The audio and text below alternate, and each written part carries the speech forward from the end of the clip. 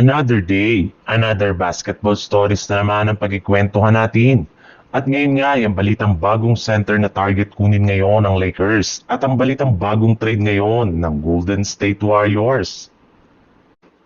Para nga sa inyong kaalaman, sa pagpatak nga ng December 15 ay may ilang mga player na sila na pwedeng i-trade katulad na lang ni Rui Hachimura, Austin Reeves, Jared Vanderbilt, Gabe Vincent, Maxi Kleber, DeAndre Ayton, Jake LaRavia, Marcus Smart, Dalton Kenick, Jackson Hayes, Bronny James, Adotiero.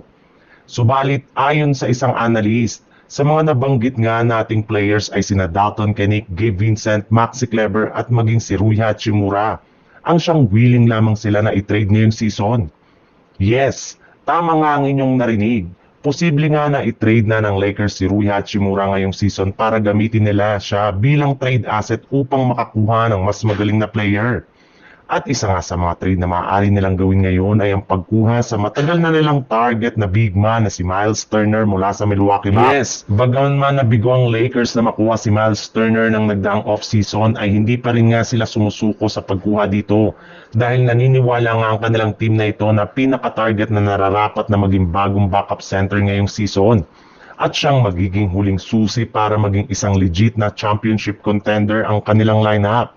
Kaya willing nga ang Lakers na i-offer si Hachimura at iba pa nila mga role players para lamang makuha si Miles Turner as soon as possible. Sa ibang balita naman, simula nga ng pagkakaroon ng Golden State Warriors ng 2-game win streak ay nauwi na nga sa isang 2-game losing streak simula nang bumalik si Stephen Curry sa kanilang lineup. Na siyang rason bakit hanggang ngayon ay nakapako pa rin sila sa ika-8 pwesto sa standing ng Western Conference. Magdadalawang buwan na nga silang nakapwesto at hindi man lang sila nakaangat-angat dahil sa napaka-inconsistent na performance ng kanilang team.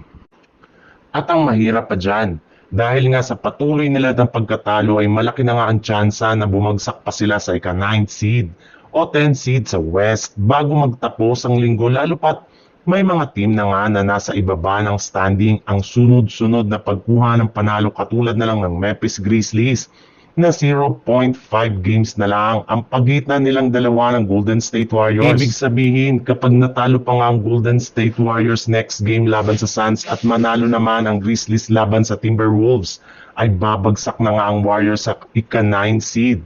Bukod rin nga dyan, sa Grizzlies ay humahabol rin naman nga sa kanila ang Utah Jazz since 2 games na lang ang pagitan nilang dalawa kaya medyo alanganin na nga ang kalagayan ngayon ng Warriors. At kailangan na nga nila na maipanalo ang kanilang mga susunod na laban kung ayaw man nila na bumagsak sa ika-10th seed. At isa nga sa mga paraan para maiwasan yan ay kung papayag na ang Warriors na i-trade na ang majority sa kanilang mga players para makuha lamang si Giannis Antetokounmpo.